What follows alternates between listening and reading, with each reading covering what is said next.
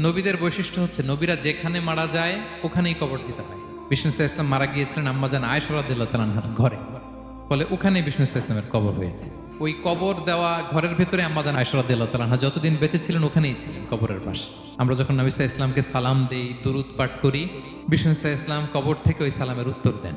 আল্লাহ তাআলা ওনার রূহটাকে ফিরিয়ে দেন। কোনো মাটি কোনো নবীর দেহকে টাচ করতে পারে না, নষ্ট করতে পারে না। নবীরা কবরে জীবিত, সেখানে সালাত আদায় করে, তাদেরকে স্পেশাল রিজিক দেয়া হয়। এরপরে বাবা মারা গেলেন আবু বকর, বিষ্ণু ইসলামের পাশে কবর দেয়া হলো, বাবা আর স্বামীর পাশেই থাকলেন।